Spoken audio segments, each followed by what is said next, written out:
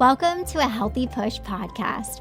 I'm Shannon Jackson, former anxiety sufferer turned adventure mom and anxiety recovery coach. I struggled with anxiety, panic disorder, and agoraphobia for 15 years.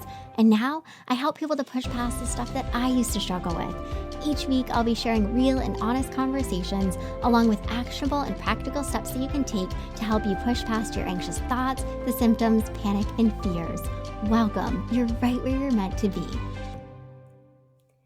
Okay, today I am super excited. I feel like I always say that, but I'm really excited for this conversation because I have not had anyone on yet to talk about anxiety in teenagers. So, this is a much needed conversation, and I know it's going to be a really good one. And I have Maddy here with me, and Maddy and I are going to have a conversation about all the things, and we'll just see where it goes. So, Maddy, welcome to Healthy Push Podcast. Oh my gosh, thank you so much for having me. I also am so excited to talk about this and just be able to spread some awareness to clearly something that you haven't done yet. So that's really cool. Yeah. Yeah. Oh, it's much needed. So let's just start. Tell us a little bit about you. Who's Maddie? So my name is Maddy. I'm a licensed professional counselor in Pennsylvania. I live in Pittsburgh. I typically work with children, teenagers, young adults. That's kind of my specialty area, but I always also go throughout life as well.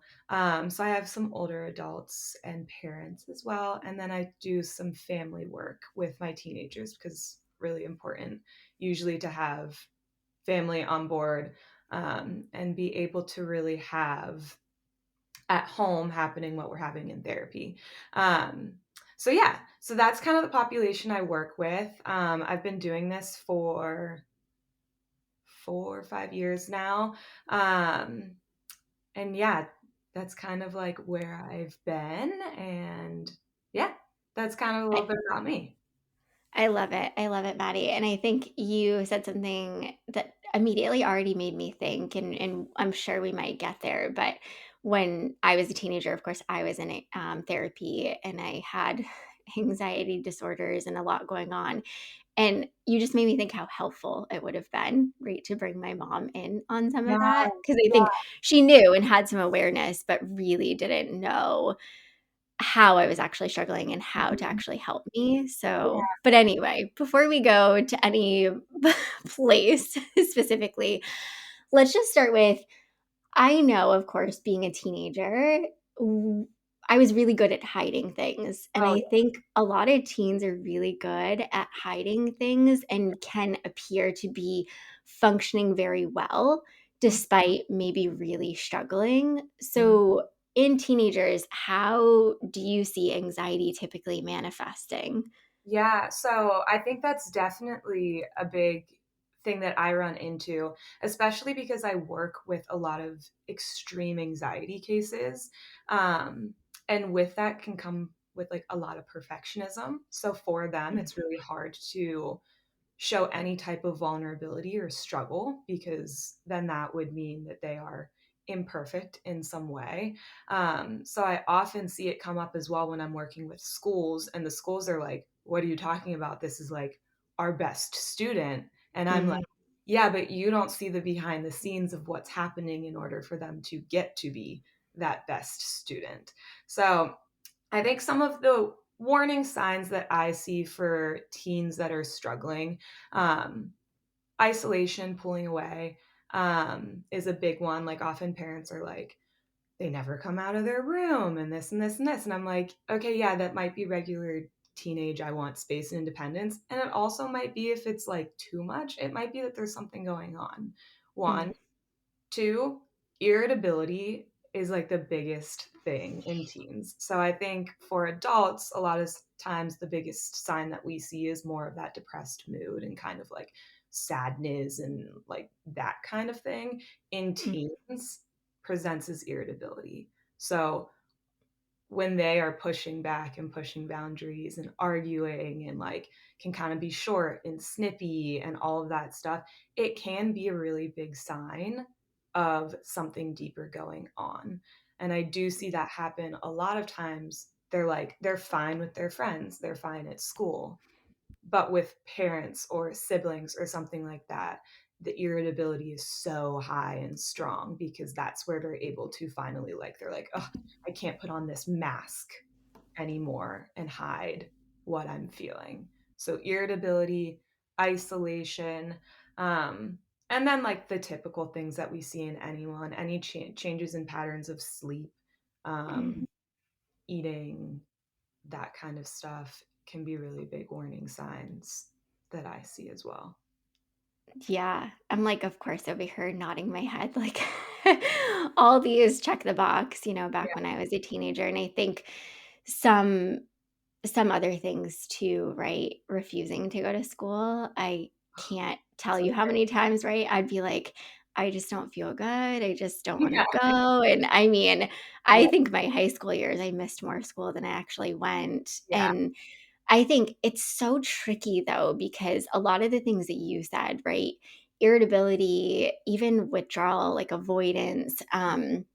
There are some other things, right? Like the complaining of like stomach aches and yeah, headaches. And it's like, how do you know as a parent, like, should I be concerned or is this normal? Because I think it's very quick and easy for a lot of parents to just slap the label on. It's just hormones. They're just teenagers. This is normal. And like, I don't need to do anything about this. yeah. Yeah, it is hard, and it's hard to say what it is because sometimes parents come into me so concerned that, like, they're like, "I want them to come out of their room more." And I'm like, "That's just them being a teenager." Like, when I really get into it and talk to them about it, it really does just seem like them being a teenager, and I'm like, "Well, what are you doing in there?" And they're like, "I'm on TikTok, I'm talking to friends, I'm FaceTiming friends." Like, that's kind of the world that they live in and how they act, and that's okay. I think when we see like those other signs and there's like more avoidance of social settings, avoidance of Mhm. school, like those types of things that are more problematic behaviors along with that is probably when I would be like, okay, that irritability and wanting to be alone and stuff is not just teenage years and how they act. Yeah. Yeah. Gosh, my brain too just went to, I think a big indicator for my mom was some eating stuff, Yeah. some restricting of eating, and also some substance use stuff. I think those were pretty big indicators to my mom of like, I've got to actually, get Do her some something. support. Yeah. And I think some of those bigger indicators are obviously really helpful, but still, even then, gosh, I think, I have a little one, so I don't quite have a teenager yet, but I can imagine how challenging that is as a parent. Yeah. And let's just like talk through what are some of the causes, because I think understanding, why teenagers struggle and what might be going on, what might be contributing to this anxiety that may want to help them get some support and help them with, like, what Yeah. causes the Yeah. anxiety that's more concerning. And I'm sure, so like we all remember being a teenager, remember what it's like. But hearing my clients talk now, I'm like, oh my gosh, I could never go back to high school. Like you Mhm. guys, it's brutal out there. Like the way that they interact and stuff, it can be absolutely brutal.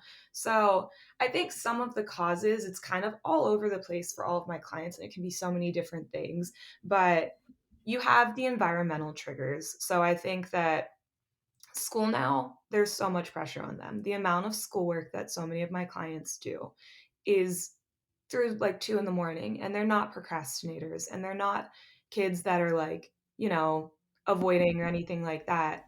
It's truly just that they have so much unbelievable work going on. One, two, it's awesome. These high schools are like really pushing them and want them to like do big things, but that's what they talk about 24/7 at school. So there's this enormous pressure to do something big, get into a great school, go somewhere, be something, all of that. So you're getting it from school. Then they come home. And I think the difference for what we experienced as teenagers now is they come home and we were able to leave school at school, right? If there was friend drama, you left it at school. If there was like whatever, like pressure from the school to get into a good college and stuff. You left it there, right? Now they come home and they're sitting in front of their phone. There's no off button with their friends. If you ever seen a teenager's Snapchat, absolutely insane. They have like 200 Snapchat notifications at a time. To me, that's draining socially. So they can't get away from that. They see, oh, my friend's doing this, my friend's doing that. They did really well on their science test. I did not do well on mine. They're still talking about it. They're talking about how hard they're studying. I need a break, but is that wrong? They like get on social media, they see influencers now that are their age that are making millions and they are like, I feel this enormous pressure to be doing something more, right? So Yeah. all of that, and then I typically see what the real core from all of that is truly this negative self-talk an image of themselves that is so horrible when you hear them talk about themselves and like how they respond to themselves when they make a mistake or when something goes wrong or just day to day. They are ripping themselves apart every single day. So I think the internal of what people don't see is probably some of the biggest reasonings I see for teens struggling. Yeah, gosh, I so much of what you said, right, resonates, and I think, unfortunately, right, with how kids are being inundated with just so much information and social media, of course, can be incredibly harmful. I know it's harmful for myself as an adult, and I'm 36 years old. I just think of, my nephews are more nearing the teenage years, and I just think of how overwhelming mentally, and you're right, it leads to this place of constant comparison, constant pressure, like I have to perform, I have to figure out who I am, I have to be something incredibly amazing.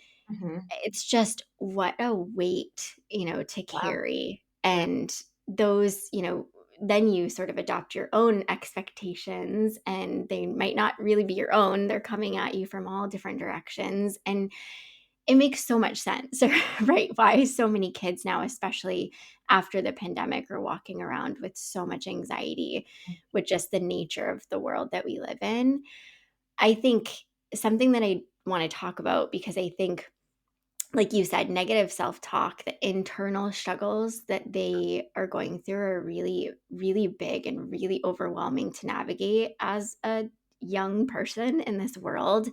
So I think something many of us struggle with, including teenagers, is this overthinking. Like we're thinking constantly about every aspect. Like, how can I do better? How can I be better? How can I, look more like this person or achieve, or Right. how the heck do we rein it in on the overthinking? Yeah.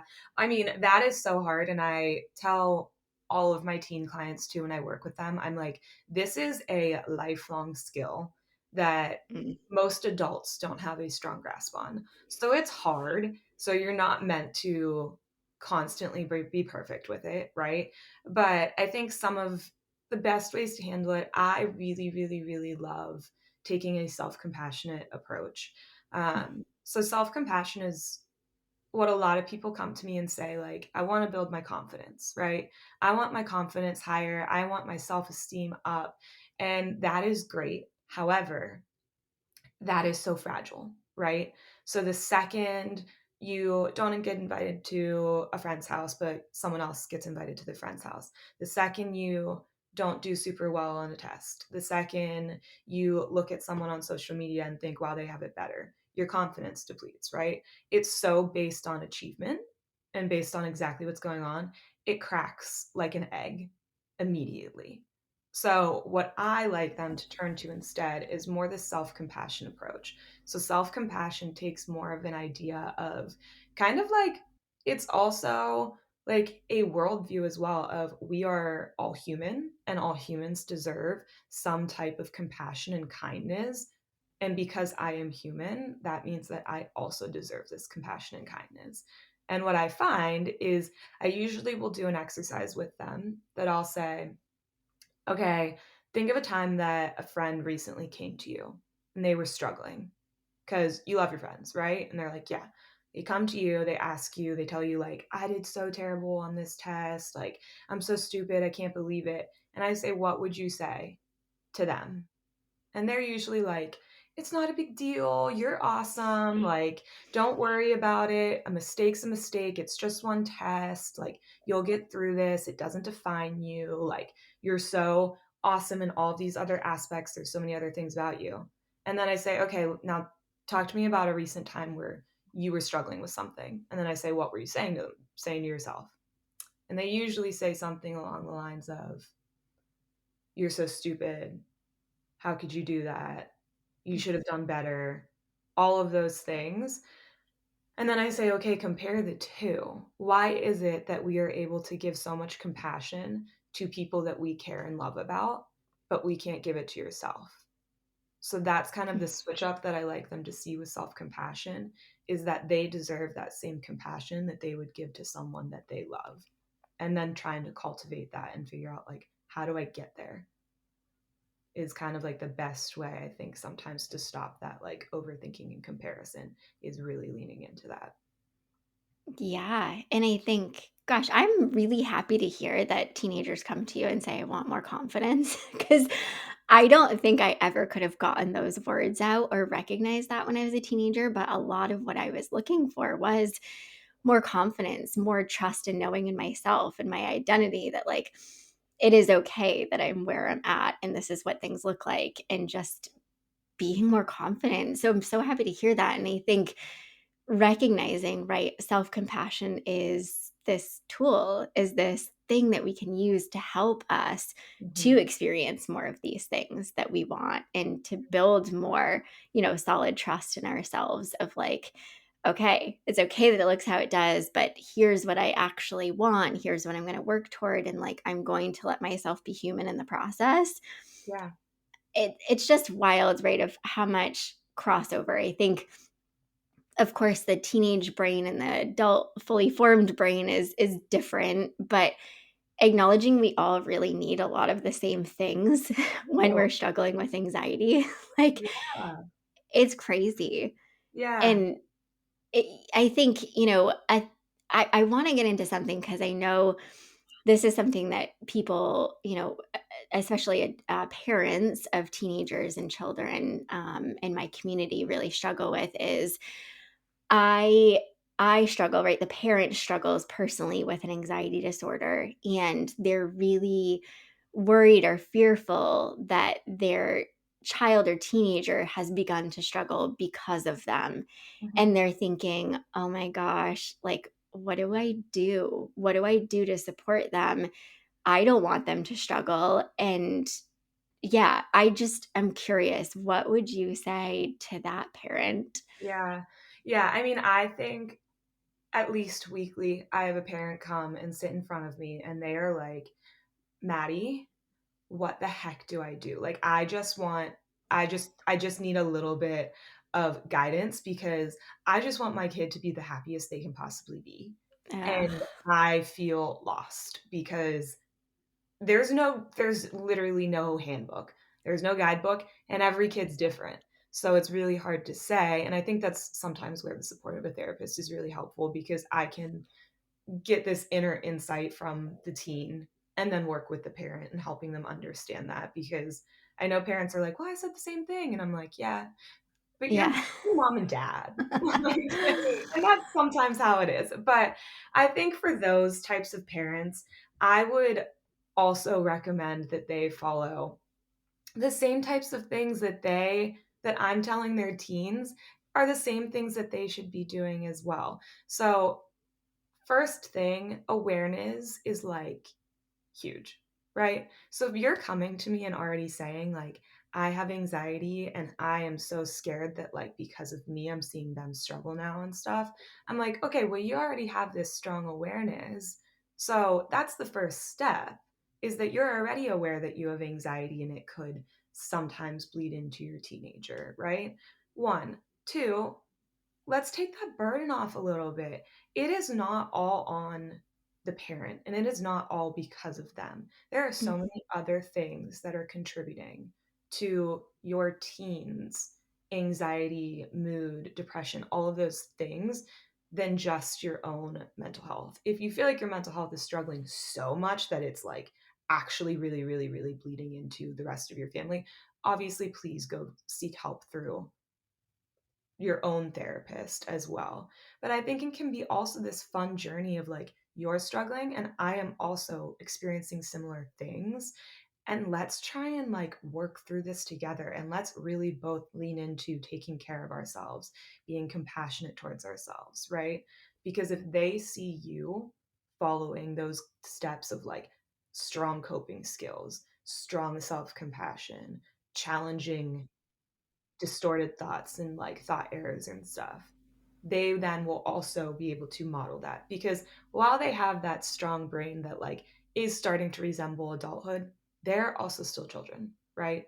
Mm. They can be treated like adults, because I think that that serves them well and that they deserve to be treated like they aren't a child.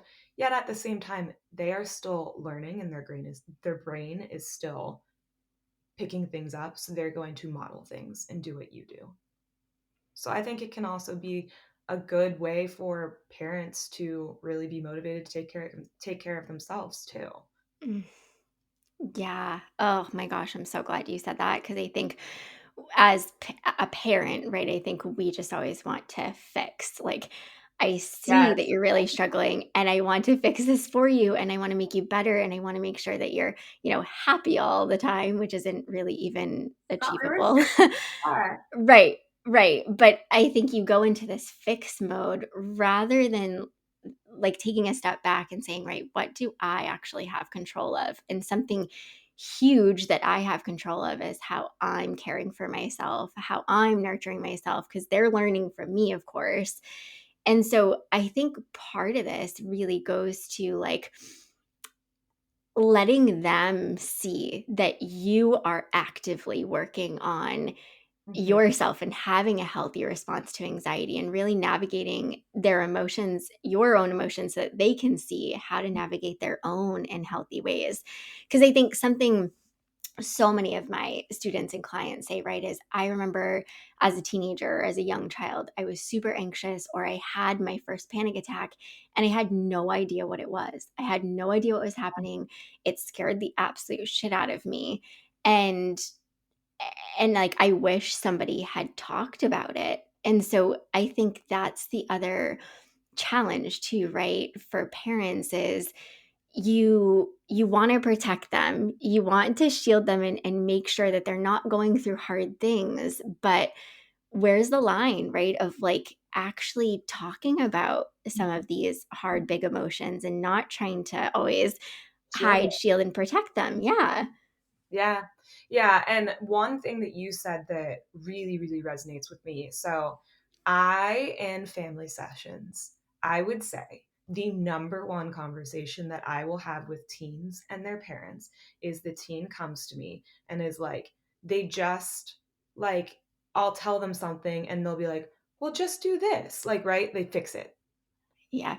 Most of my parents are fixers and they want to fix it. And I totally get why, right? You want to fix it. And sometimes it's hard to hear your teen talk about something over and over and over again without fixing it, because you're like, we as adults now have these experiences that we are able to look back on and are like, okay, well, in my experience, this worked for me. So let me give you that so that you can fix it, right? What I hear over and over again, mostly teens really just want someone to listen. So empathy is all they want. That's literally all they want. And then through that empathy, eventually you'll probably be able to work through finding solutions and stuff. So they're not just like sitting there in their miserable state without doing anything.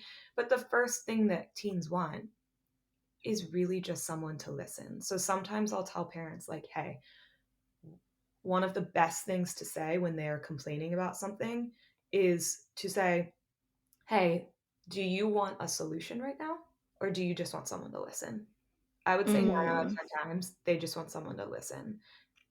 And that listening does not mean things like oh, I get what you're going through because I had this experience and blah, blah, blah. No, they literally just want you to be like, that is so freaking annoying.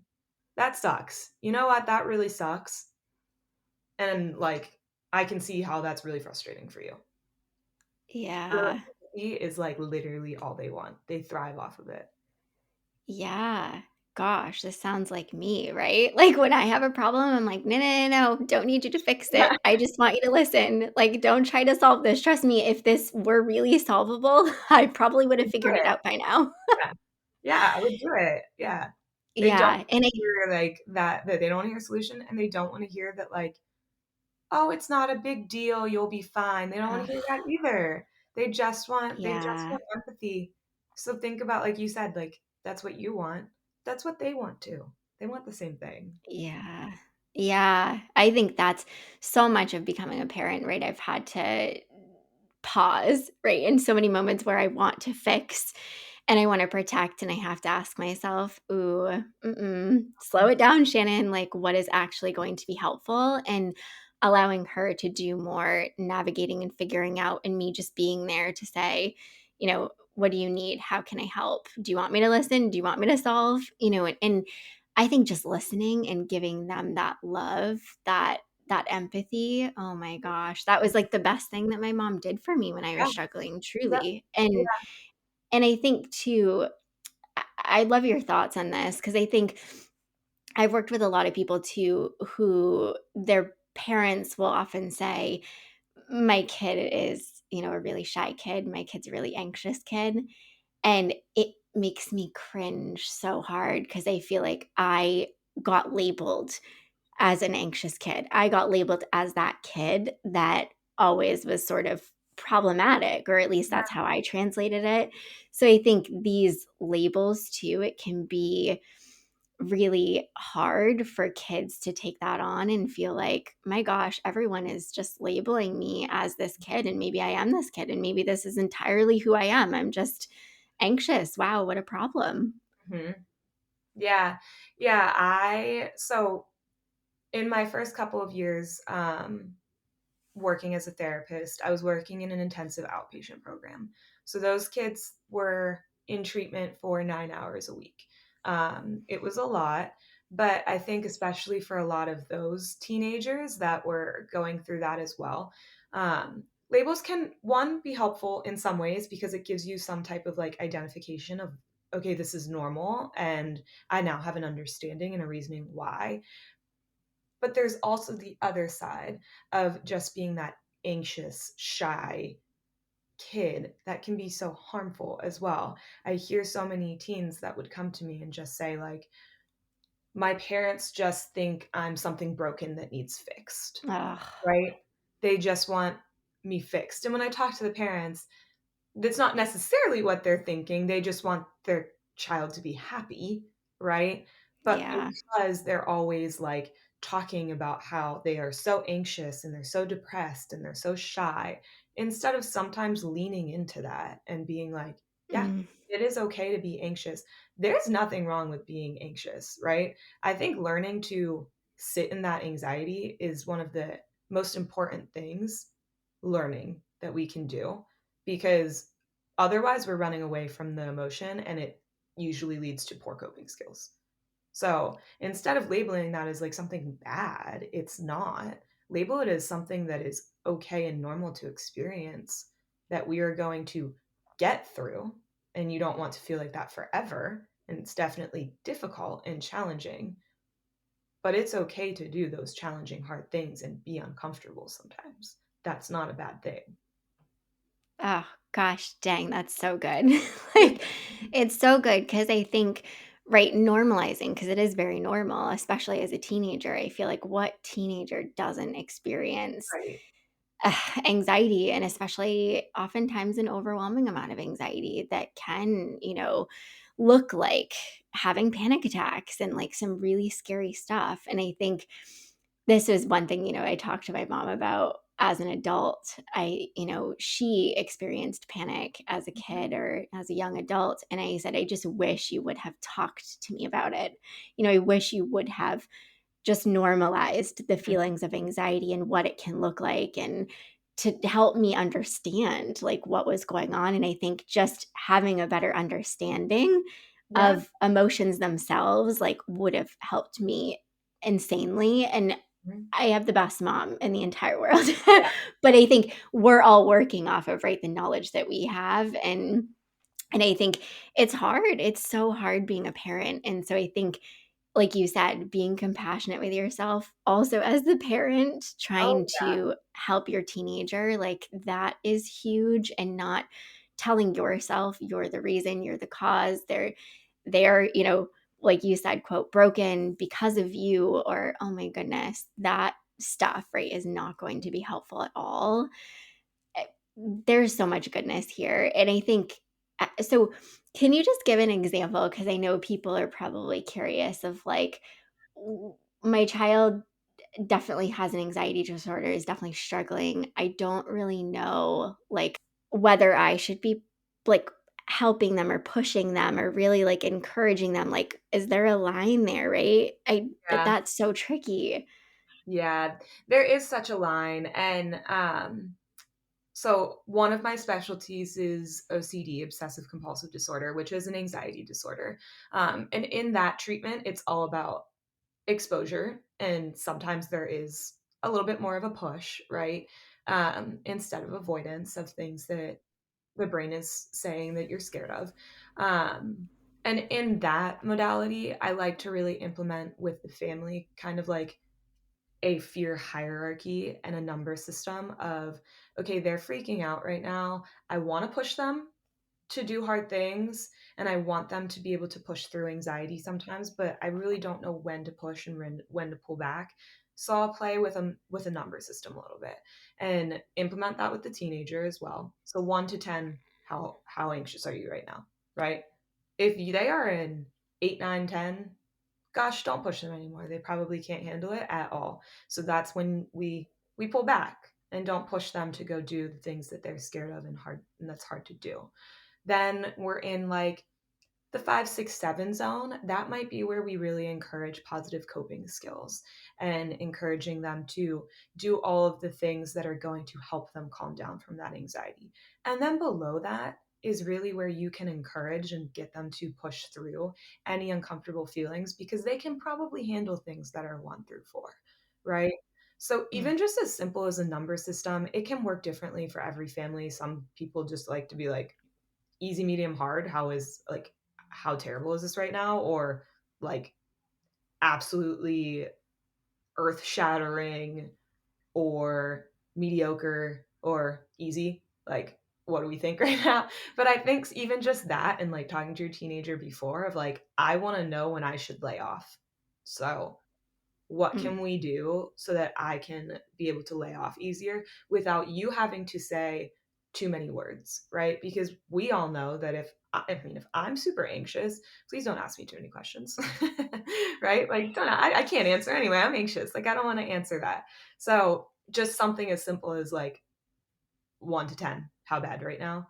That's a simple answer that they can be like, 8, leave me alone. And you can be like, cool, Right. understood, let me lay off for a bit, right? So that can help as well understand Yeah. kind of that line of when do I push, when do I pull back? Oh my goodness, Maddie. So much of what you shared has been so incredibly helpful. And I just feel like what keeps popping into my brain right now is just not convincing yourself as the parent, right? That all of this is your fault or that your kid is broken and that you need to fix them. And like there's just so much goodness in that. And self-compassion on Yeah. all levels, like you really learning it, you really getting good at it, and helping your teenager to get good at that, because that is something that I swear if I had learned earlier on, Yeah. it would have changed so much for me, like so much. But yeah, I have loved this conversation. So if people have, of course, teenagers or younger adults and they want to find and connect with you and learn a bit more from you, where can they find and connect with you? So you can find me on Instagram at Maddy Weimer. So MaddieWeimer.LPC. So MaddieWeimer.LPC is where you can go I ahead. You can follow me, message me there, and I'd be happy to talk with people a little bit more there as well. I love that. Thank you so much, Maddy. Yeah, no problem. I hope you enjoyed this episode of A Healthy Push. If you want more, head on over to ahealthypush.com for the show notes and lots more tips, tools, and inspiration that will support your recovery. And if you're hoping for me to cover a certain topic, be sure to join my Instagram community at A Healthy Push and let me know in the comments what you want to hear next.